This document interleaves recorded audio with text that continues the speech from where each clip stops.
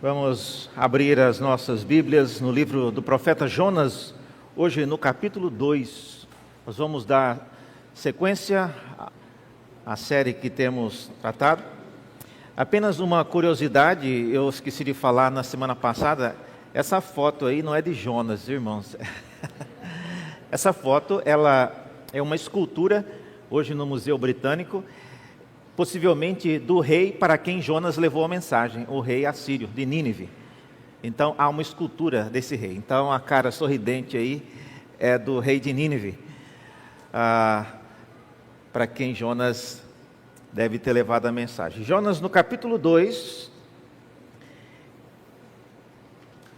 nós temos o relato da oração de Jonas. Você sabe, meus irmãos, que se você tem costume de ler outras Bíblias, em outras versões, você perceberá uma coisa, dentre várias, é que a divisão de capítulos e versículos não é a mesma em algumas versões. Tá? E a razão é porque o texto de onde isso aqui foi traduzido, às vezes, também tem essa diferença. E uma... Só por curiosidade, até para a gente ver aqui, é que na Bíblia hebraica, o capítulo 2, ele começa no versículo 17, né, do capítulo 1. Então, o versículo 17 é o início dessa história de Jonas sendo engolido pelo grande peixe. Então, a gente poderia ler a partir do versículo 17, o Senhor ordenou que um grande peixe engolisse Jonas. E Jonas esteve 3 dias e 3 noites no ventre do peixe. Então, Jonas, do ventre do peixe, orou ao Senhor seu Deus e disse: na minha angústia clamei ao Senhor e ele me respondeu. Do ventre do abismo gritei e tu ouviste a minha voz. Pois me lançaste nas profundezas, no coração dos mares, e a corrente das águas me cercou. Todas as tuas ondas e vagas passaram por sobre mim. Então eu disse: estou excluído da tua presença. Será que tornarei a ver o teu santo templo? As águas me cercaram até a alma, o abismo me rodeou. As suas algas se enrolaram na minha cabeça. Desci até os fundamentos dos mares. Desci até a terra, cujos ferrolhos se fecharam atrás de mim para sempre. Tu, porém, fizestes a minha vida subir da sepultura, ó Senhor meu Deus. Quando dentro em mim desfalecia a minha alma, eu me lembrei do Senhor, e subiu a ti a minha oração no teu santo templo. Os que adoram ídolos vãos abandonam aquele que lhes é misericordioso. Mas com a voz do agradecimento eu te oferecerei sacrifício, e o que prometi cumprirei. Ao Senhor pertence a salvação. E o Senhor falou ao peixe, e este vomitou Jonas na terra. Até aqui a palavra do Senhor. Vamos orar mais uma vez? Obrigado, Deus, pela Tua palavra, porque podemos lê-la em nossa própria língua. Obrigado pela oportunidade que temos agora, propícia para entendermos aquilo que lemos. E pedimos agora que o Teu Espírito, o mesmo que inspirou esta palavra, possa trazer agora iluminação, ajudando-nos a compreender aquilo que humanamente não somos capazes.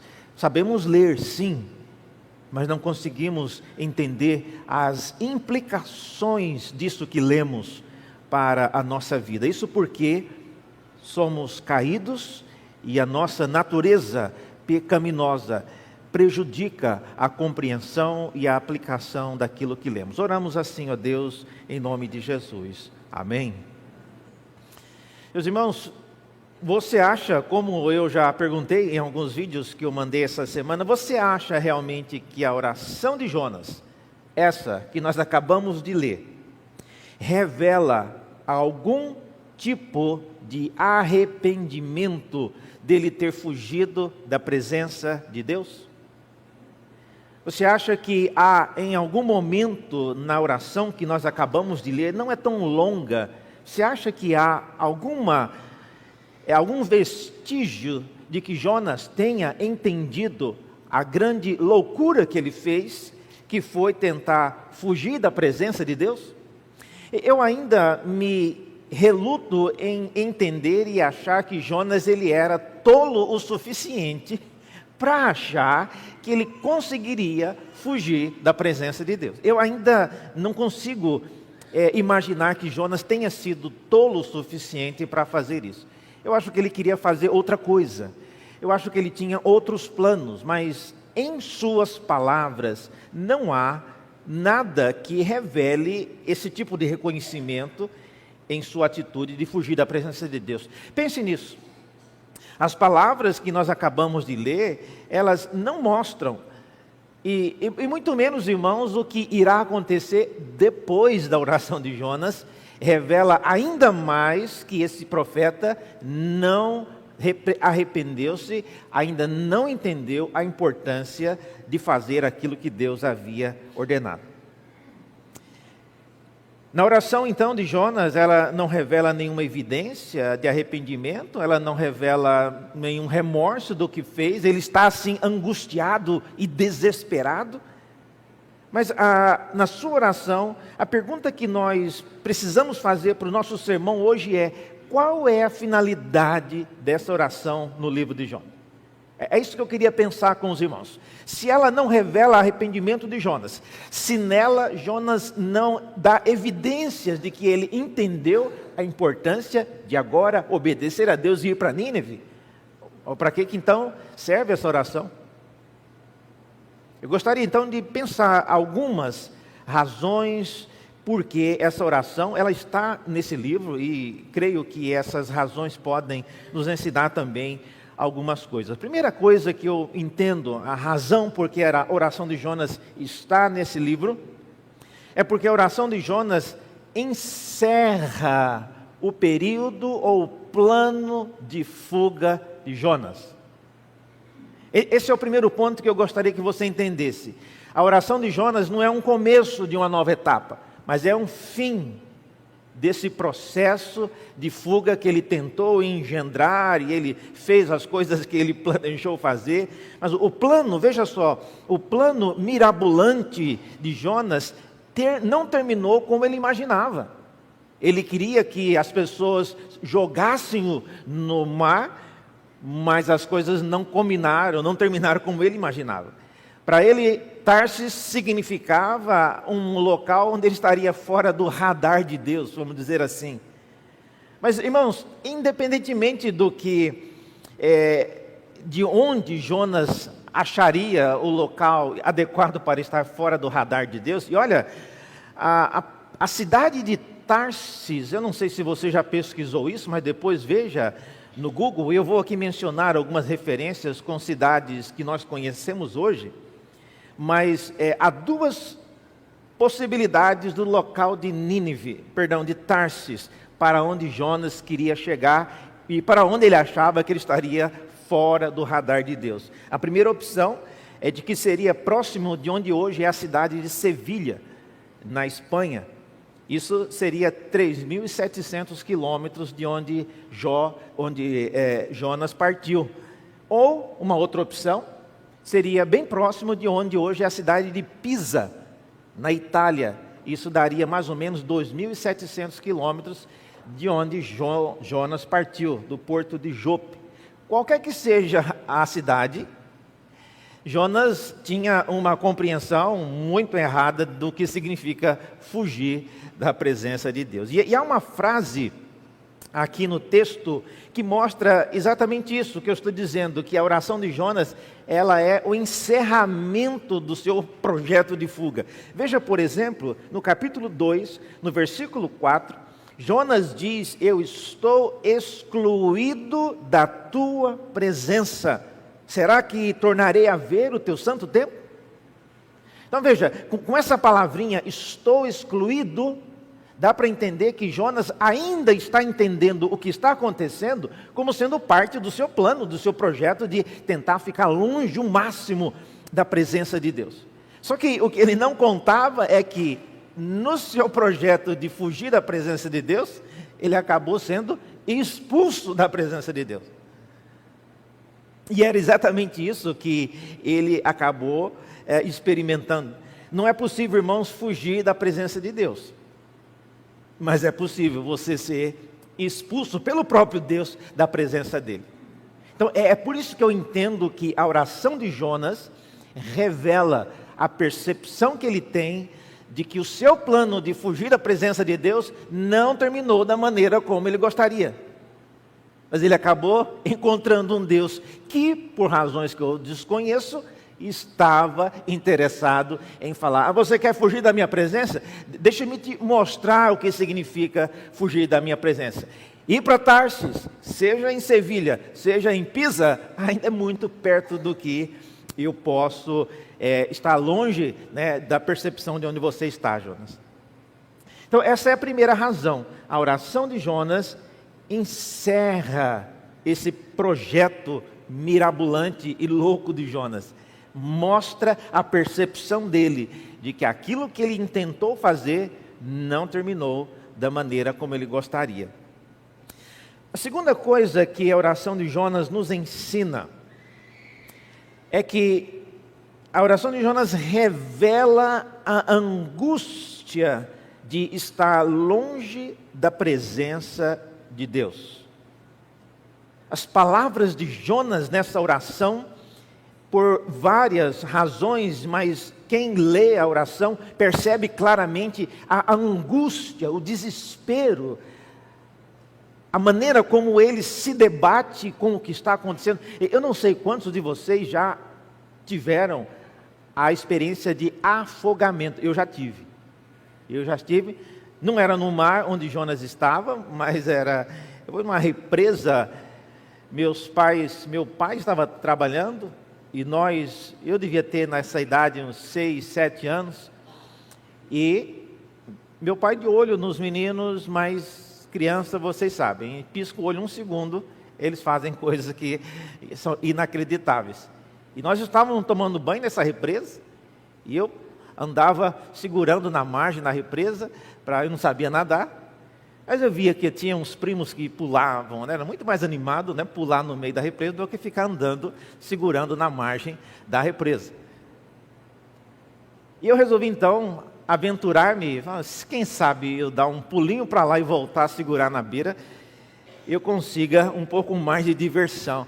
Meus irmãos, eu não lembro de exatamente o que eu fiz, mas eu lembro do pânico que é você não ter chão para pisar, você não saber nadar, e você, depois que engole uns 3 litros d'água, aquilo parece que afeta toda a sua percepção, a sua capacidade de respiração. Então, o sentimento de agonia, o sentimento de incapacidade de se livrar daquela situação é tremendo. E é isso que a gente vê aqui no livro de Jonas. Observe que a primeira coisa que você percebe é que o profeta, ele inicialmente, quando ele descreve em sua oração, ele não percebe que ele está dentro do ventre de um peixe. Ele não fala em nenhum momento que ele estava no ventre, na barriga de um peixe. Algumas coisas, algumas dicas a gente tem. Por exemplo, a expressão que ele usa, o ventre do abismo, no versículo 2, vocês viram aí? No versículo 2, ele menciona isso, e essa expressão é o que chega mais perto do que poderia ser aí o ventre do grande peixe. Mas será que era isso mesmo? Se ele pensou nisso, olha, ele perdeu a chance de dizer: estou no ventre de um grande peixe. Ele podia até ter dito se era uma baleia, se era um tubarão, o que era que ele estava dentro. Mas eu creio que essa expressão, no ventre do abismo, ela é uma expressão muito poderosa, porque a expressão abismo é inclusive a expressão que no Antigo Testamento é usada frequentemente para descrever o inferno, para descrever a sepultura ou a região onde os mortos ficam. Então, na leitura de Jonas, eu acredito, a Bíblia não diz, mas eu imagino, Jonas acha que ele está morto, irmãos. E ele se descreve como estando... Lógico, Jonas nunca esteve no inferno, ele nunca esteve morto para saber como é que é, mas a percepção e a maneira como ele usa as palavras, e essa em particular, ventre do abismo. Inclusive, algumas versões, se você tem uma versão mais antiga, ela vai colocar aqui, em lugar de abismo, vai colocar a palavra Sheol. É uma expressão que algumas usam para descrever exatamente a região dos mortos, ou seja, o inferno. Mas, reverendo, Jonas foi para o inferno? Ele não é profeta? Irmãos, isso é o que ele pensa. Independente do que ele pensa, ele nem sabe onde ele está, para começar.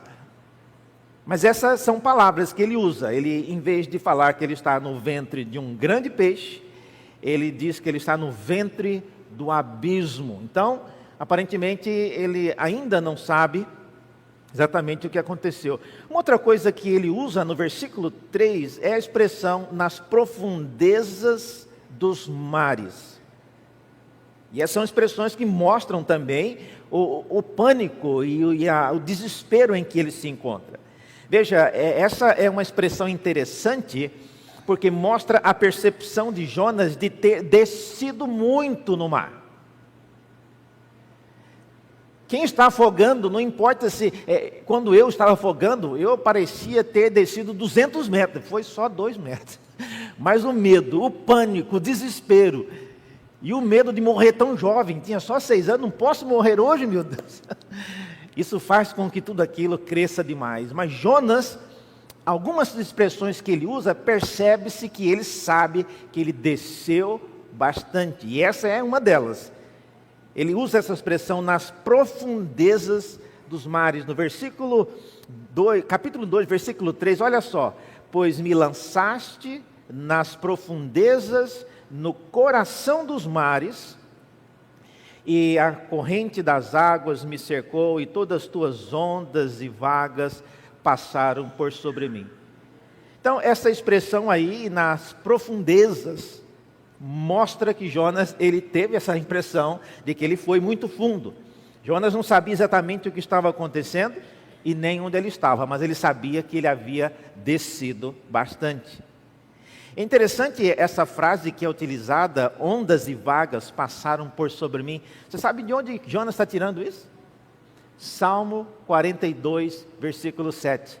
O salmista usa também essa mesma expressão, quando ele diz um abismo chama outro abismo, ao ruído das 2 cachoeiras, e aí ele, olha só, todas as tuas ondas e vagas passaram sobre mim. Ou seja, Jonas, ele é uma pessoa que conhece a Bíblia, e ele está usando aqui, inclusive, expressões do salmista para interpretar aquilo que está acontecendo com ele. Irmãos, Jonas está usando aqui, ele está mostrando como se ele tivesse sido levado para o fundo do mar. E ao falar nisso, ele ainda usa essa expressão, as tuas ondas me levaram para lá. Ou seja, ele crê que é Deus quem tem levado, que levou-o para aquele local. Uma terceira expressão que aparece aí também, no versículos 5 e 6, ele fala de fundamentos dos montes. É uma outra expressão que aparece na oração de Jonas, que revela a percepção de que ele desceu bastante. Olha, eu vejo no versículos 5 e 6, ele menciona: as águas me cercaram até a alma, o abismo me rodeou. Eu fico pensando, Jonas, eu na minha pequena represa, devia ter uns 4 metros de fundura, eu já estava vendo o inferno, já estava vendo o diabo, estava vendo tudo lá, mas Jonas está descendo muito mais, irmãos. Então, o senso, 2 coisas que me chamam a atenção aqui: a escuridão, o breu, quem está descendo cada vez mais, e se ele foi engolido por, seja lá o que engoliu ele, um grande peixe, a escuridão que o envolve, ela é assustadora. Então ele menciona isso, né? O abismo me rodeou. Ele também percebe que algas se enrolaram na cabeça dele, e aí olha só, no versículo 6 diz que eu desci até os fundamentos dos montes, desci até a terra. É óbvio que ele está imaginando aqui a percepção dele de que o prolongamento dos montes entra para o mar e aqui o fundamento da terra é o fundo do mar. Mas uma coisa ainda que eu vejo nesse versículo 6 é que não só ele desceu, mas a sensação de que ele estava preso. Ferrolhos se fecharam atrás de mim para sempre. Irmãos, tem pessoas que boiam. Não há nenhum relato de Jonas tentando nadar aqui. Reverendo, mas talvez ele não soubesse. Sim, mas uma pessoa em pânico, ela tenta qualquer estilo de nadado no desespero para conseguir sair daquela situação. Jonas, parece que ele desceu como um machado. Ele foi até o fundo do mar. Não há nenhum relato. E mais do que isso, essa expressão, ferrolhos se fecharam, parece que ele teve essa impressão de que não só ele estava no fundo do mar, mas ele estava amarrado com alguma coisa, ele estava preso, ele não conseguia voltar para a superfície. E isso, irmãos, é realmente desesperador. Nesse verso, ele parece que ele chegou no que pode ter sido o fundo do mar, e é neste local que ele se viu rodeado por algas na cabeça. E olha, irmãos, se Jonas pensava estar morto, esse é o momento em que isso deve ter passado pela sua cabeça. Quando ele se sente não só no fundo do mar, mas incapaz de fazer alguma coisa. Algumas implicações disso, irmãos, para que nós, antes de prosseguirmos para o outro ponto. A oração de Jonas revela que fugir da presença de Deus não é um ato pensado e calculado que você faz. Eu vou fugir da presença de Deus, eu cansei de ficar seguindo esse Deus. Esses pastores ficam só enfiando coisa na cabeça da gente para a gente ser feliz. Eles não conhecem a minha vida. Para mim chega. Olha o sol bonito como está. Eu não vou perder o meu tempo enfiado dentro de uma igreja. Eu já ouvi isso demais, irmão. Fugir da presença de Deus não é algo calculado que você faz. Eu vou fazer isso, vou calcular os prejuízos serão esses, vou cuidar para que não aconteça isso. Olha, fugir da presença de Deus é um ato bem mais perigoso e improvável do que você imagina. Fugir da presença de Deus coloca-nos numa zona muito perigosa, que é a zona de estar diante de um Deus imprevisível e que pode agir de forma que você jamais espera. E é o que acontece aqui. E mais importante, irmãos, do que qualquer outra coisa, é que quando você planeja fugir da presença de Deus, você se coloca numa posição muito vulnerável de ter agora a inimizade daquele que você jamais deveria ter na lista de inimigos, que é Deus. Não faça, irmão. Nós já temos razões suficientes para Deus não gostar de nós. Ele só nos ama por causa do sangue de Cristo. Então não dê ideias para Deus. Nunca subestime o que pode acontecer quando você assume os riscos de ter Deus como seu inimigo. Assumir os riscos de ter Deus como seu inimigo significa colocar num campo de batalha com um inimigo que é incontrolável, porque ele é soberano. Um inimigo que é inevitável, não tem como você fugir dele, porque ele está em todo lugar. E o inimigo que é incansável, você não irá vencê-lo pelo cansaço.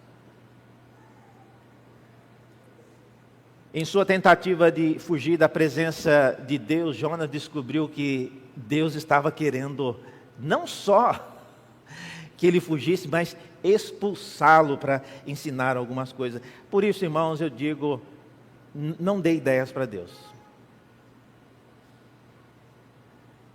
Você acha que você está cansado de Deus, Ele está pedindo demais, é muita amolação, é muita exigência. Não dê ideias para Deus. É lógico, eu não estou dizendo que você vai falar e vai acontecer, não é isso. Mas Deus sabe o que nós pensamos. Portanto, lembre-se disso, antes de agir, antes de colocar um novo rumo para a sua vida, antes de abandonar coisas, antes de voltar-se contra Deus e contra as pessoas, lembre-se da dificuldade e da complexidade que é fazer com que Deus volte a agir em seu favor. Às vezes a gente leva isso, conta como já garantido, porque Cristo orou por nós. Irmãos, não contem com isso. Não contem com isso. Jonas contou com isso. E veja no que deu. A terceira razão por que essa oração de Jonas está aqui, tem a ver com uma outra coisa, irmãos. E esse é o terceiro ponto. A oração de Jonas, em terceiro lugar, revela o único caminho de volta à presença de Deus.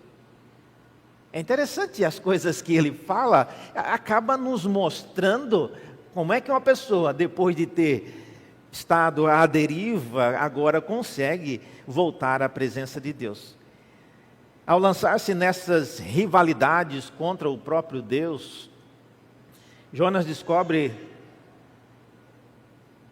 no momento em que a sua alma mais precisava de ajuda, de que o único que pode ajudá-lo é aquele que ele agora se tornou inimigo.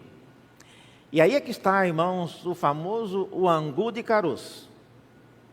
A única pessoa que pode ajudar Jonas agora é Deus. E essa é a pessoa que ele escolheu para se tornar inimigo, afastando-se. Se você pensa, não, reverendo, mas espera aí, Jonas não está criando todo esse caso com Deus, ele só afastou. Não, ele não só afastou, não. Ele simplesmente deixou Deus no vácuo. Deus disse, olha, vá a Nínive. Jonas era um profeta, irmãos, de carteirinha, era uma pessoa registrada, era um homem reconhecido por fazer a vontade de Deus. E ele recebe a ordem de Deus de ir a Nínive, enviar a mensagem, ele simplesmente ignora. Então não foi apenas dar um tempinho, não, Jonas resolveu fugir da presença de Deus. E agora, nessa situação, a única pessoa que pode lhe ajudar é esse Deus que ele escolheu se tornar inimigo dele. Quais são então? Como Jonas conseguiu sair dessa situação que ele se meteu? Primeira coisa aí no versículo 2, veja que ele diz, ele clama. Então, clamar a Deus por socorro. Esse é o primeiro passo que Jonas deu. Não estava arrependido, não estava agradecido, mas ele resolveu, olha, a única coisa que eu posso fazer agora é gritar por socorro. E ele grita a Deus. Eu imagino até que isso tenha sido literal. No ventre do peixe, empurrando algas enroladas na sua cara, espremido ali nas entranhas do peixe, e ele dá um grito mesmo, ele grita na angústia, ele diz, na minha angústia eu clamei a Deus. Versículo 2, veja só as palavras exatas, na minha angústia clamei ao Senhor e Ele me respondeu. Do ventre do abismo eu gritei e tu ouvistes a minha voz. Um comentário rápido, que vocês percebem que Jonas, para escrever essa oração, ele já deveria ter sido respondido, porque ele sabe que ele gritou e Deus ouviu. Então, se essa oração tivesse sido escrita, redigida, enquanto ele estava no ventre do peixe, ele não teria essa resposta ainda. Então, ele está fazendo aqui um relato, um flashback do que aconteceu, mas ele se lembra, lógico, das palavras que ele disse ainda no ventre do grande peixe. E mais adiante, no versículo 7, também há uma referência de Jonas clamando a Deus, quando ele diz, quando dentro de mim desfalecia minha alma, eu me lembrei do Senhor. E subiu a ti a minha oração e no teu santo templo. Veja, interessante isso, lembrar-se do Senhor no contexto do templo, significa que Jonas, ele tem, irmãos, um aparato de imagens e de conceitos com os quais ele consegue se lembrar do Senhor. Veja a importância da memória religiosa e da memória de adoração que Jonas tem, ele associa Deus com o templo. E associar Deus com o templo significa associar-se com os rituais, significa lembrar-se do holocausto que era oferecido, do sangue que era derramado, da arca da aliança. Todas essas coisas fazem parte da imaginação de Jonas quando ele grita a Deus por socorro. Eu não posso garantir a você que Jonas pensou em tudo isso que eu estou falando, mas eu posso te garantir que essas lembranças fizeram Jonas voltar atrás e gritar a Deus por socorro. Então, esse é o primeiro passo. Você tem que buscar ajuda em quem pode te ajudar. Eu sei que não é o melhor momento para Jonas pedir nada para Deus, mas não tem outra pessoa. Se você é alguém assim, e eu já encontrei várias pessoas assim, aqui na igreja, ou às vezes que conversam com a gente pela internet e tantos outros lugares, se dizem indignas. O senhor não conhece o que eu já fiz, reverendo. Eu sou uma pessoa horrível. E eu nem consigo mais orar, não consigo mais pedir ajuda a Deus. Eu acho que seria até uma falta de respeito eu dirigir a palavra a Deus. Eu não mereço. Olha, essa é a primeira lição que Jonas nos ensina, irmãos. Não importa se você é ou não, se você se vê ou não como inimigo de Deus. Ele é a única saída que você tem. E deixe-me dizer uma coisa. Romanos capítulo 5 fala que Deus, quando nós ainda éramos pecadores, ainda éramos inimigos, Ele agiu em nosso favor. Então, Deus não age, Deus não irá ouvir a sua oração porque você mereça, porque você seja alguém digno de ter o seu pedido atendido. Não é por causa disso. Aliás, isso é uma coisa que a oração de Jonas mostra. Pensa numa pessoa que não merecia ter a sua oração atendida. É Jonas. Mas ele foi. Mas a segunda coisa que Jonas faz aqui, que mostra o caminho de volta a Deus, irmãos, depende inevitavelmente de Deus fazer a sua alma subir das profundezas. Como já disse, Jonas encontra-se num péssimo momento para pedir isso a Deus, mas a única coisa que vai salvá-lo é isso. E a pergunta é, por que é que Deus ouviria a oração de Jonas? Por que é que Deus ouviria a oração de Jonas? Há dois pontos aqui que eu vejo, onde ficamos sabendo um pouco do conteúdo do que Jonas falou a Deus. O que é que ele pediu a Deus, que Deus resolveu atendê-lo? Veja, no versículo 4, tem aí um conteúdo do que ele disse. Então eu disse, aí na sua Bíblia inclusive está entre aspas, estou excluído da tua presença. Será que tornarei a ver o teu santo templo?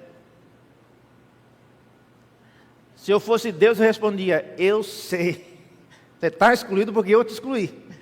E respondendo a segunda pergunta, voltarei a ver o teu... Não vai ver mais. Você vai apodrecer dentro desse peixe. É uma excelente resposta para alguém que escolheu fugir da presença de Deus. Então, eu acho que essas palavras, esse pedido de Jonas, não foi motivo para convencer Deus a atender o seu clamor. Novamente, no versículo 9, há um outro pedido que ele faz. Veja aí, ele diz, mas com a voz do agradecimento, eu te oferecerei sacrifício, e o que prometi, cumprirei. Essa é outra coisa que ele fala para Deus. Tem duas coisas aí, irmãos. A primeira é uma promessa. Vocês viram? A promessa de oferecer sacrifícios com voz de agradecimento. Ele não fala o que ele está agradecendo, mas certamente não é pelo livramento, porque ele ainda não foi liberto. Ele ainda está no ventre do grande peixe. Então, essas palavras não podem ser um agradecimento por ele ter sido liberto e o peixe ter vomitado ele na praia. Segunda coisa que ele diz aí é que é uma segunda promessa que ele faz, é que ele quer cumprir os votos que ele fez. Em português não dá para ver isso, mas uma tradução bem literal seria aquilo que eu votei, né? Os votos que eu fiz, né? Eu vou cumprir. A gente não sabe que votos são esses que Jonas andou fazendo. Seja lá quais foram esses votos, por que esses votos moveriam o coração de Deus para atender o pedido de Jonas, também acho que não seria uma boa justificativa. Ou seja, irmãos, nada daquilo que ele falou foi algo tão importante assim que pudesse levar a Deus a reconsiderar a situação. Portanto, meus irmãos, antes de tentar qualquer ato de rebeldia contra Deus, antes de fazer coisas das quais você irá se arrepender profundamente depois, pense nisso.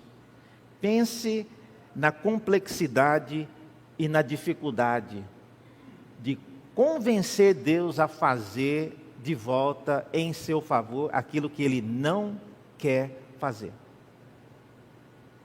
Eu acho que as pessoas, às vezes, no nosso meio, se acostumam muito em falar de um Deus que é um Deus que nos ama, que cuida de nós, mas olha, Deus também é um Deus que, quando, por razões que cabe a Ele saber, Ele resolve nos disciplinar, Ele faz isso.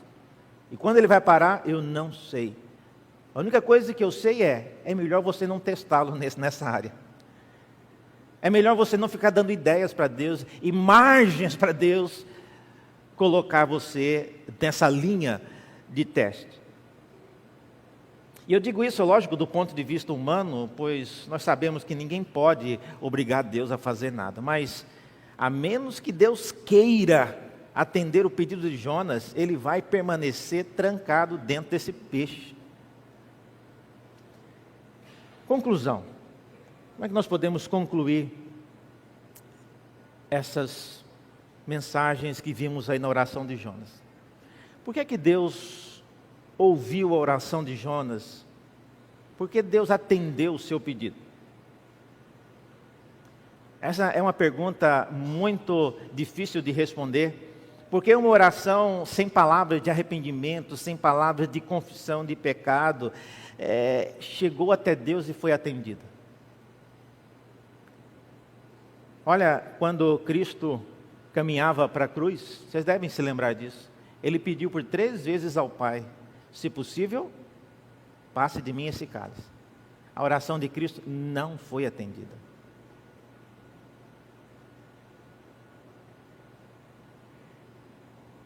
E olhando aqui para Jesus e Jonas, olha, se eu fosse Jonas, eu vou morrer mesmo, porque se Jonas soubesse do que aconteceu com Jesus, se foi negado o pedido do filho.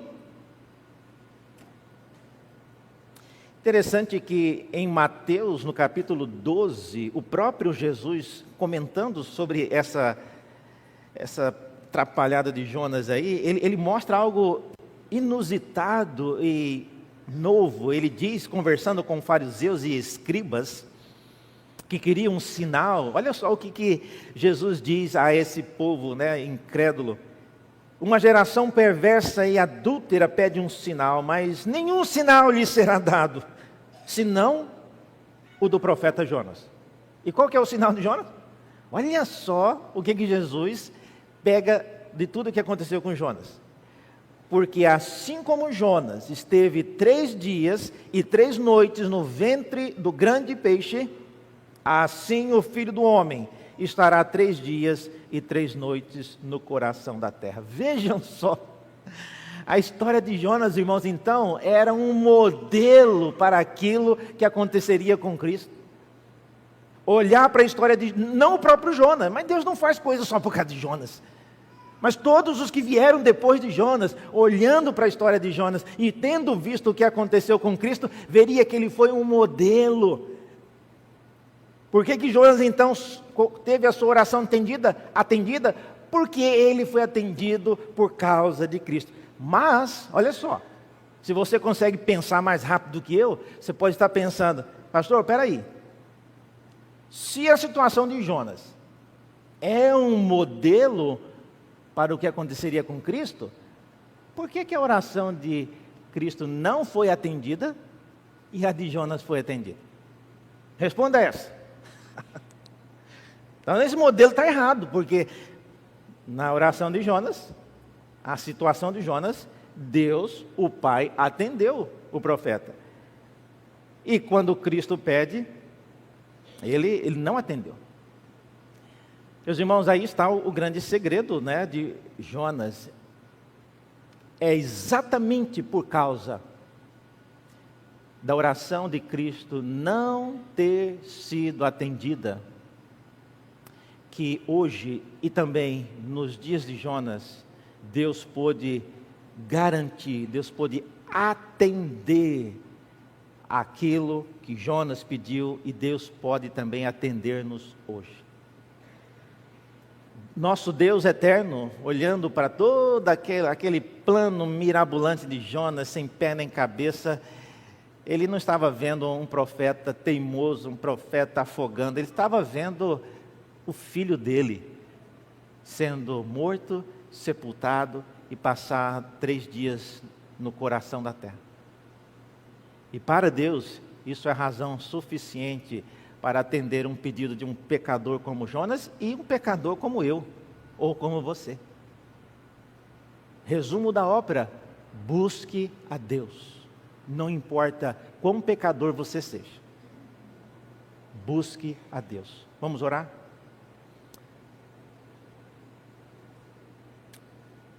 Senhor, confiamos em Ti, mas assistimos repetidamente os nossos vacilos, as nossas loucuras, as nossas decisões que acabam afetando outras pessoas ao nosso redor. Ajuda-nos, ó Deus, a não tirarmos da nossa mente que Tu és a nossa única salvação. E mesmo criando a inimizade que às vezes criamos, ajuda-nos, ó Deus, a ter a confiança de que em Ti, e somente em Ti, ó Deus, encontramos o livramento para todas as nossas angústias, para o pavor que nos rodeia. Dá-nos, ó Deus, esta confiança, ajuda-nos a andar, não distante, não fugindo de Ti, mas por todos os meios, pela Tua palavra, que consigamos, ó Deus, andar do Teu lado, fazendo a Tua vontade. Porque como a Tua palavra nos diz, ó Deus, aqueles que confiam no Senhor, são como os montes de Sião, que não se abalam, porque o Senhor protege, o Senhor guarda, e o Senhor nos sustenta. Faz isto, ó Deus, oramos em nome de Jesus. Amém.